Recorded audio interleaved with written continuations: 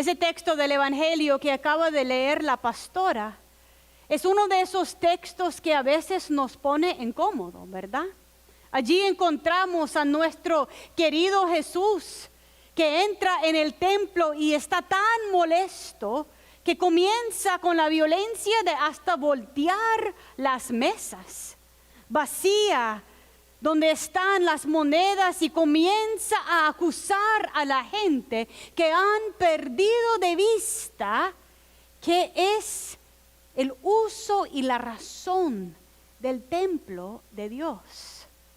Igual cuando escuchamos el texto de Jeremías, más esa sección donde estamos, de Jeremías 10 a Jeremías 20, escuchamos repetidamente la palabra del Señor a través de Jeremías, y es una palabra enojada. Un Señor que está diciendo al pueblo de Judá que tienen que cambiarse, y si no, el Señor mismo les va a destruir. Les digo que pasé toda la semana, que por dicho no era una semana fácil para mí. Y encima de eso, luchando con ese texto, diciéndole, Señor, pero yo he dicho a toda la iglesia que voy a predicar de esperanza. Y sigo buscando la esperanza y me queda corto. Del capítulo 10 leí hasta el 11, hasta el 12, el 13, buscando cuando el Señor iba a mostrar esa parte de su carácter que es misericordioso. Y me costó. Pero yo quiero que ustedes, igual que yo, nos quedamos en lo difícil que es en momentos escuchar cuánto el Señor no le gusta nuestros pecados. Y vuelvo y repito que no es una lista de pecados que el Señor está señalando al pueblo de Judá. Es sencillamente que ellos han comenzado a adorar ídolos, o sea, se han olvidado de su relación con Dios viviente y han comenzado a poner su confianza en cosas que no son de Dios. Yo creo que la iglesia misma, no solamente Epworth, pero la iglesia universal ha pasado una etapa en la historia donde nuestra capacidad de adorar ha sido puesto a prueba, ¿verdad? Y hemos tenido que luchar en intentar adorar, porque la forma que lo hacíamos antes, todo cambió. Las iglesias se cerraron, no podíamos sentir el calor de las personas a nuestro alrededor.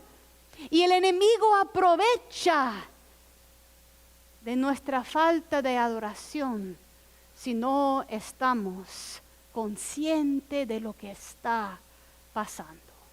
Porque en adorar, como dije antes que Cosme leyera, cuando nosotros adoramos, se suaviza el corazón, ¿verdad?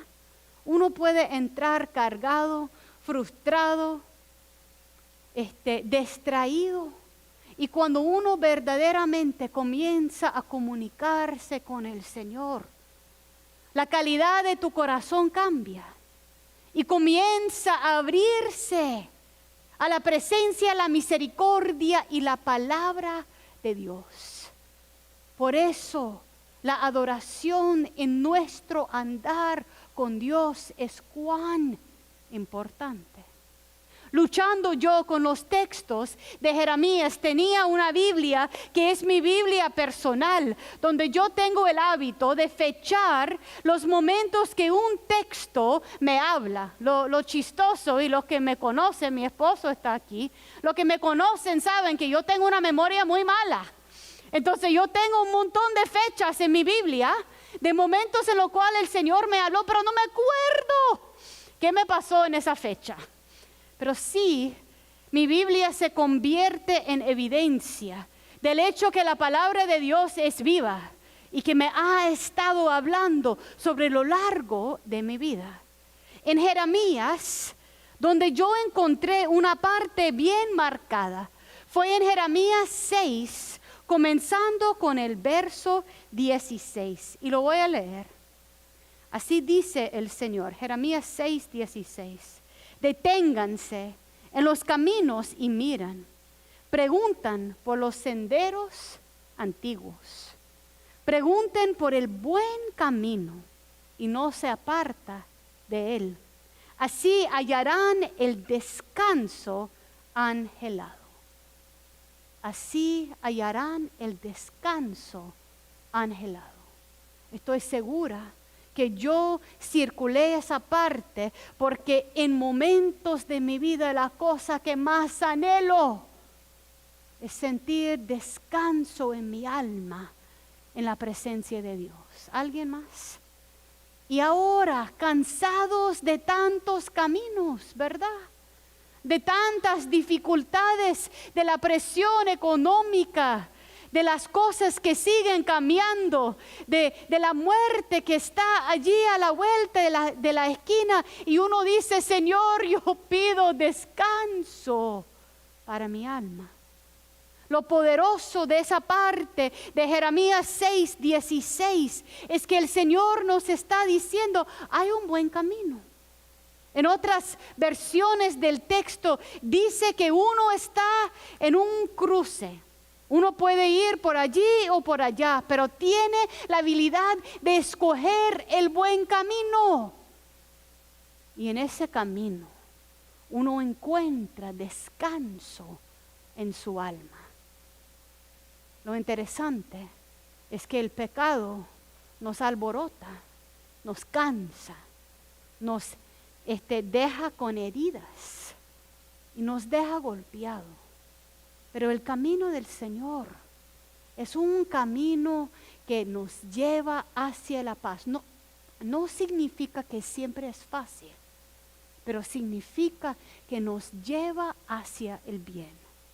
Lo interesante, pensé yo, reflexionando sobre mi propia Biblia marcada, es que yo no había incluido en mi círculo fechada la última parte del verso 16, que dice lo siguiente: pero ellos dijeron, no lo seguiremos, Señor. Pero ellos dijeron, no lo seguiremos, Señor. ¿Cuántas veces en tu vida y en la mía el Señor nos ha mostrado el buen camino? Hemos escuchado hasta la promesa de descanso, pero por alguna razón no hemos podido seguir la palabra de nuestro Señor.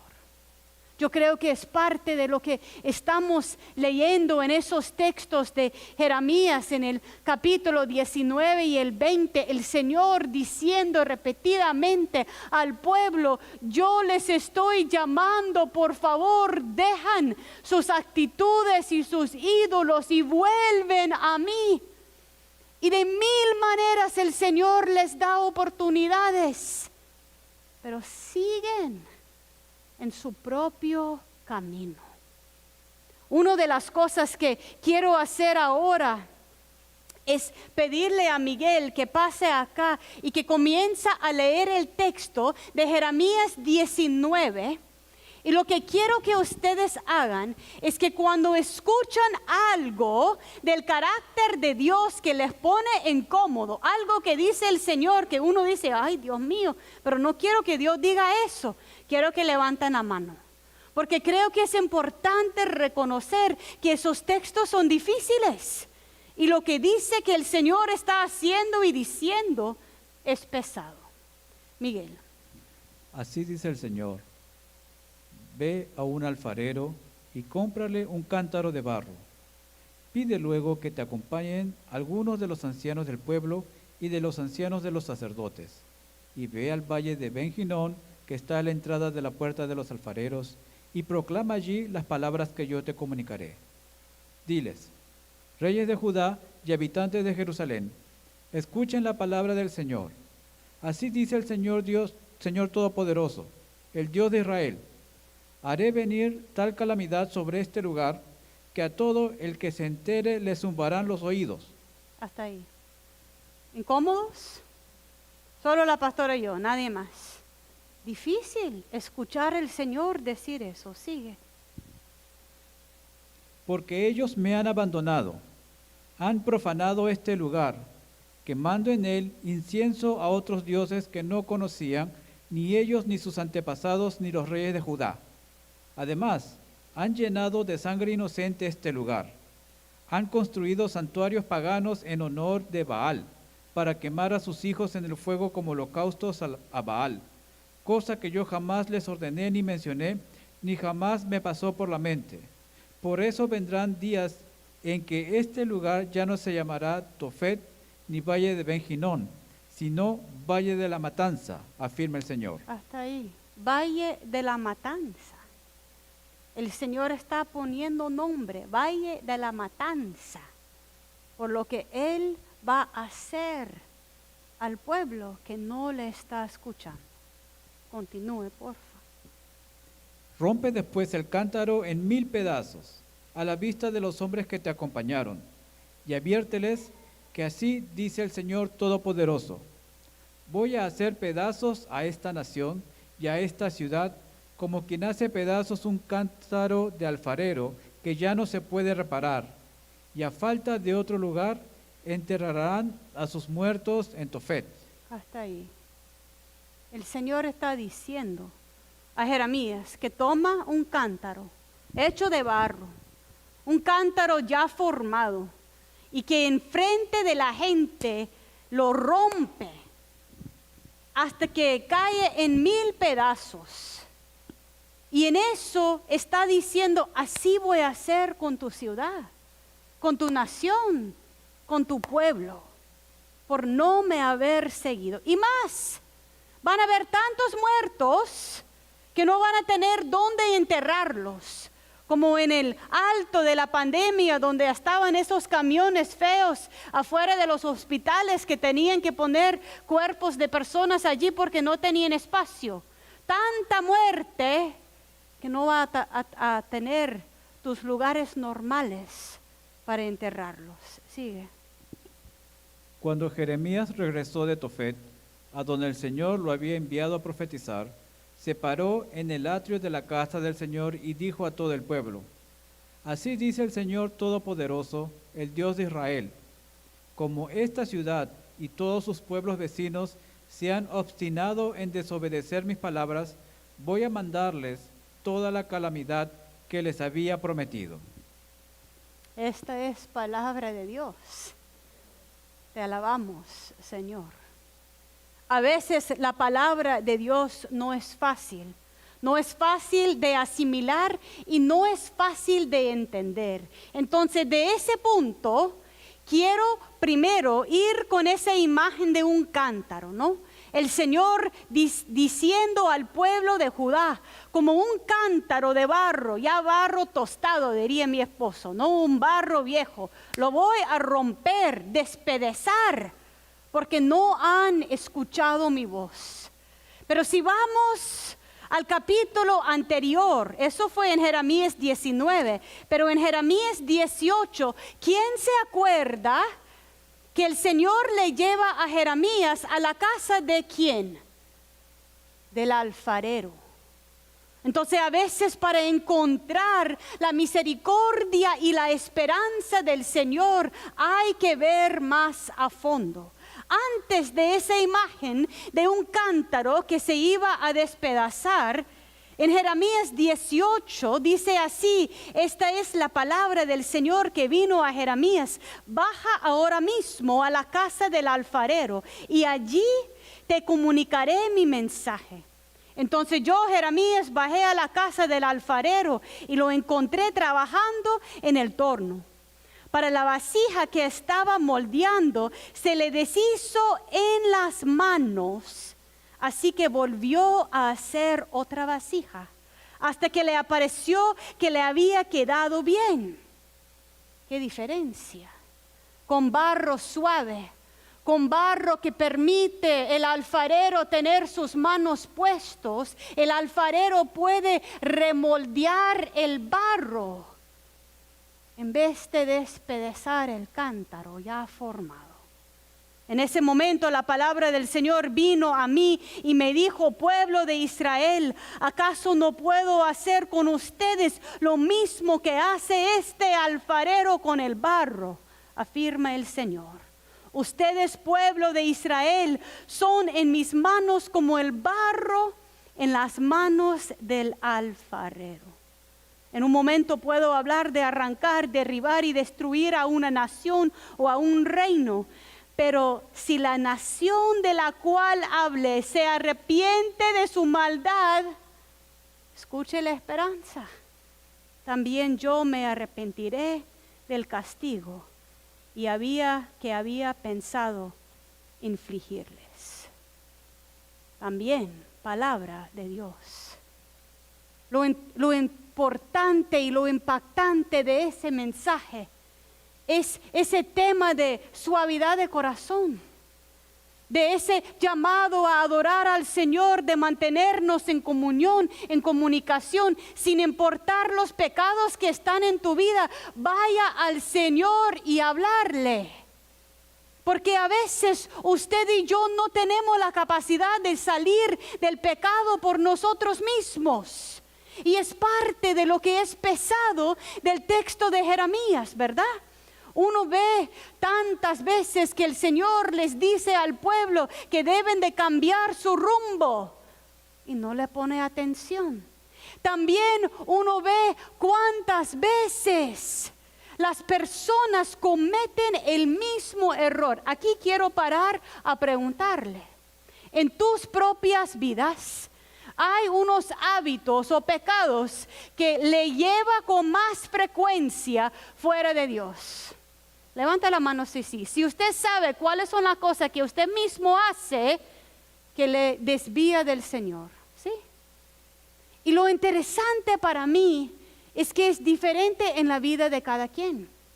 Las cosas, los malos hábitos que yo he formado en mi vida no son lo mismo que mi esposo, gracias a Dios. Por eso a veces necesitamos la comunidad de Cristo para ayudarnos, para instruirnos. Pero en Jeremías vemos cuántas veces el pueblo se desvía de la misma manera. El Señor les dice: vuelven a mí, no se le olviden quién soy, adóranme, alábanme. Y se ponen duro de corazón. Lo mismo veo en mi vida. Señor, tal vez he mejorado, tal vez puedo reconocer con más frecuencia ahora las tendencias en mi vida que me llevan fuera de usted, pero son los mismos y a veces me queda hasta avergonzado. ¿Quién se siente vergüenza en momentos que el Señor te habla del pecado? No es natural y normal. ¿Y quién a veces no quiere escuchar y tapa los oídos y comienza a justificar delante del Señor? Pero el Señor sigue insistiendo con ese amor que no nos deja en paz, como una buena mamá, un buen padre. Así es. El texto es difícil porque nos hace ver el hecho que el pecado existe en nuestras vidas, pero no podemos quedarnos allí nomás, porque el Señor no quiere solamente que nos zambuimos en el pecado y en la vergüenza, que no nos movemos. El Señor quiere que cambiemos. El Señor quiere que seamos transformados. Lo poderoso del texto es que nos da la habilidad de ver dos cosas. ¿Cuánto le impacta al Señor nuestros hábitos que nos separan de Él? Y cuánto nos ama a la vez. Y allí creo que la iglesia ha hecho unas enseñanzas que no nos ayudan, porque hay algunas iglesias que solo prediquen la gracia y el amor de Dios y nunca jamás quiere hablar del pecado. Y hay otras iglesias que solo hablan del pecado, del juzgamiento de Dios, inculcando miedo para que la gente no entran en pecado para que no vayan al infierno. Pero la verdad de Dios es que Él es más complejo. Dios es un Dios de amor. Pero dentro de ese amor hay una responsabilidad que tenemos nosotros de ver el impacto de nuestros pecados y volver a nuestro Señor. Yo doy gracias a Dios que yo crecí en un hogar y en una iglesia donde primero comenzaron a hablarme del amor. Porque Dios dice claramente en 1 de Juan que Dios es amor. Es la parte de su carácter más fundamental. Dios es amor. Entonces yo de niña aprendí en la iglesia que Dios es amor, que Jesús me ama. Y luego aprendí que hay pecado, decisiones que me separan de Dios. Pero yo entendí desde niña que lo más importante es que el Señor me jalaba con su amor de regreso. Yo tuve el privilegio de tener a unos padres que reforzaban esto en mi vida. Cuando las cosas iban difíciles, cuánto yo me acuerdo de los momentos críticos en mi vida. Yo me acuerdo mi segundo año de la universidad, llamando a mi papi a las 2 de la mañana, diciéndole, papi, no puedo. Llorando, no puedo, me voy a salir de la escuela, no puedo. Y la calma con lo cual me habló. Dígame, hija, ¿qué te pasa? Sin decirme que había estado dormido, por supuesto. Dígame qué puedo hacer. Yo creo en ti. Usted lo puede. Paso a paso. Yo me acuerdo, Edgar, mi esposo, muy bien sabe eso, después de ir a Nicaragua y estar en misión con la iglesia, entré en unas circunstancias hasta peligroso. ¿Y quién llamé? Mis padres. Papi, estoy en problema y hay alguien que me quiere hacer daño y yo no sé qué hacer. Y escucha con una suavidad. Hija, sabe que siempre tiene donde volver. Hija, yo estoy con usted. Me acuerdo, más luego, ya casada con Edgar, recibiendo el reporte de mi hígado con hepatitis y unas palabras que no entendí, llamando a mis padres. Eso es lo que dice el reporte, papi. Una de las palabras fue muy grande y básicamente hablaba de células muertas. Mi papi diciéndome, eso es lo que significa, hija, pero no te voy a soltar. Voy a estar contigo cada paso. Días que mi papá ve en la iglesia que es duro, que me manda un texto.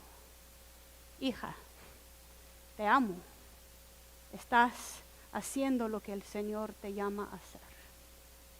Es muy importante en el contexto de entender el pecado, los momentos en que el pecado de otro y el pecado nuestro nos desvía, es muy importante tener una fundación de amor para volver, para entrar, para ser redimido.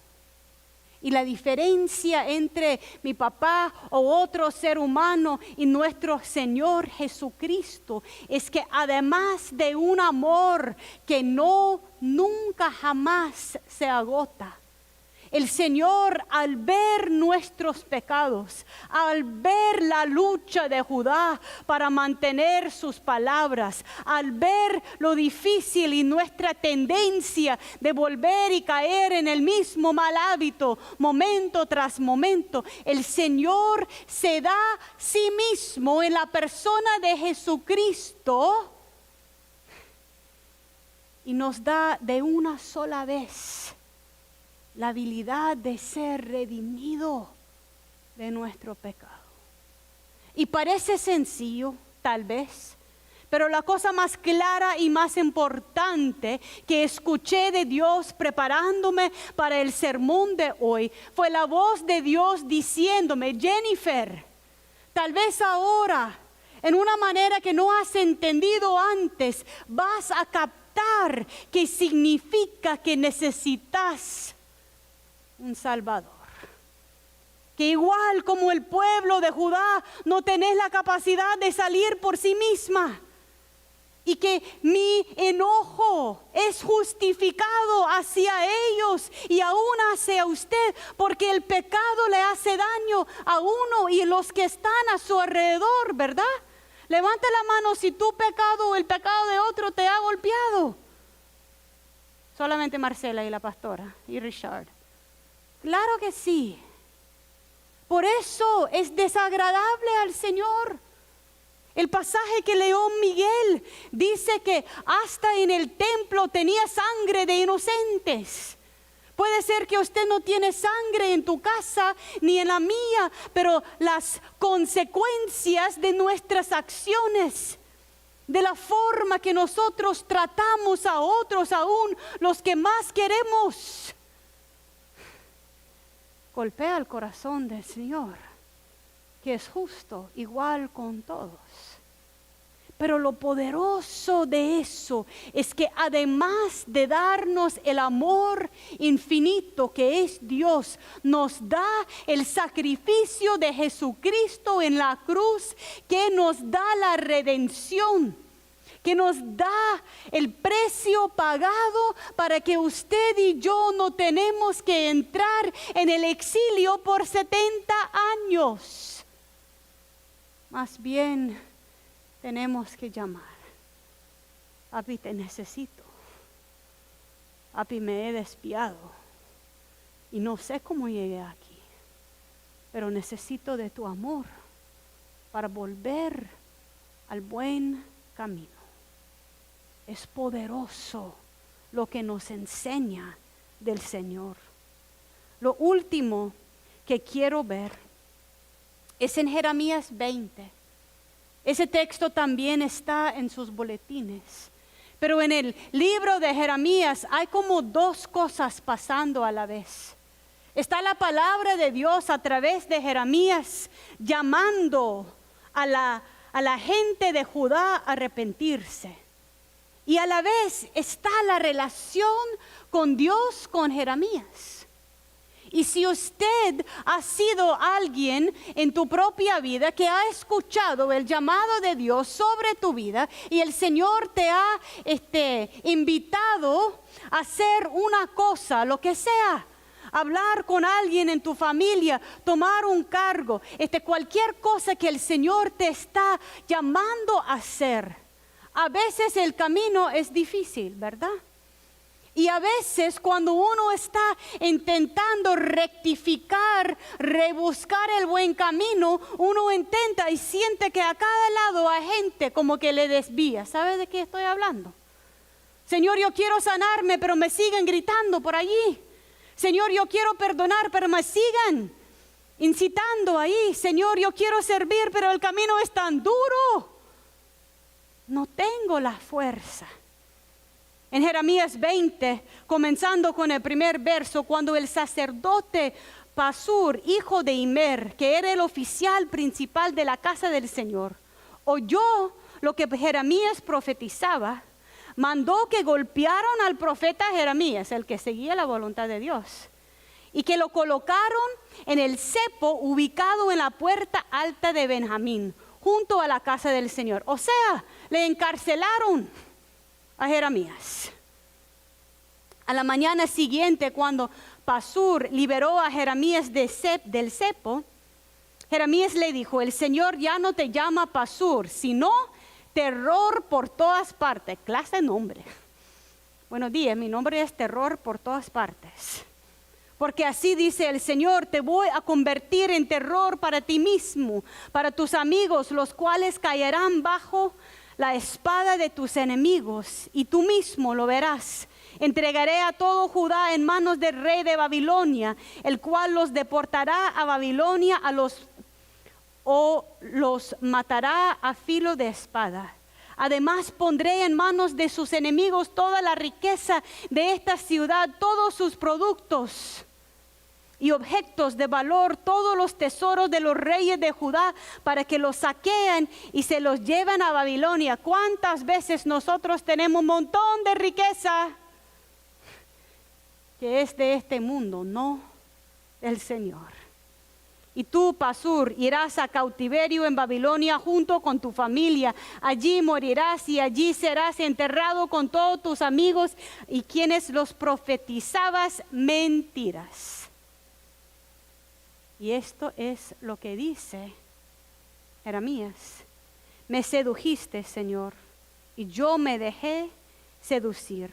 Fuiste más fuerte que yo y me venciste. Todo el mundo se burla de mí, se ríen de mí todo el tiempo. Cada vez que hablo es para gritar violencia, violencia. Por eso la palabra del Señor no deja de ser para mí un aprobio y una burla. Se dijo, no me acordé más de él, ni hablaré más en su nombre. Entonces su palabra en mi interior se vuelve un fuego ardiente que me cala hasta los huesos. De hecho, he hecho todo lo posible por contenerla, pero ya no puedo más. En tu propia vida, has intentado sanarte y has escuchado 1000 voces a tu alrededor, diciéndole, no, eso no puedes hacer, eso no es la palabra de Dios. Y como Jeremías decimos al Señor, pero ¿por qué me pusiste a eso? Pero igual como el salmista de David, Jeremías sigue dando su corazón al Señor y llega al verso 11 y dice, pero el Señor está conmigo como un guerrero poderoso. Por eso los que me persigan caerán y no podrán prevalecer. Fracasarán y quedarán avergonzados. O sea, él tiene esa relación viva con el Señor. Él está en búsqueda del camino que el Señor pide por él. Y aún enfrentado con sus propias debilidades, recuesta en el amor de Dios que no tiene fin. Termino con el pasaje de la pastora. Juan 2, Jesús en el templo, y ve allí que están haciendo desastre y comienza a voltear las mesas y acusar a la gente que se han desviado de lo que deben de hacer en su adoración. Y todo el mundo asombrado que Dios tendrá tanto enojo en Jeremías y Jesús tanto enojo en el templo. Pero Jesús es confrontado con los líderes religiosos que le dicen, destruyen este templo y en 3 días lo levantaré, dice Jesús. Entonces los judíos le dijeron, este templo fue edificado en 46 años y tú en 3 días lo levantarás. ¿De qué estaba hablando Jesús? ¿Cuáles son los 3 días en los cuales se levantará el templo? La resurrección de Jesucristo. En 3 días, Cristo venció de por siempre todo el pecado y la muerte de este mundo. Todo el pecado y la muerte de este mundo. Y usted necesita un Salvador. Y yo necesito un Salvador. Y aun cuando nuestros pecados son repetidos, como el pueblo de Judá, aun cuando nos asombra que se molesta tanto el Señor, nunca jamás hay que olvidar que Dios pagó el precio por tu libertad y por el mío. Igual que mi papi que contestaba el teléfono cada vez que llamaba. El Señor tu Dios está en la espera de aceptar la salvación, el perdón y la gracia que Él ofrece. Y eso no significa que no existe el enojo de Dios con nuestros pecados. Él es justo, santo y no puede estar en presencia del pecado. Pero el amor de Dios es tan grande por nosotros que mandó a Jesucristo para salvarnos. Así que hay que tomar en cuenta dónde estamos. ¿Estamos adorando? ¿Estamos conectados? Estamos buscando paz, pero no escuchando la voz. El Señor nos está hablando y nos está invitando a volver. Como leyó Cosme al principio, bendito el hombre que confía en mí, que soy el Señor y que en mí pone su confianza. Ese hombre o esa mujer es como un árbol plantado junto a los arroyos, echa sus raíces junto a las corrientes y no se da cuenta cuando llega el calor. Sus hojas siempre están verdes porque está tomando del agua de vida.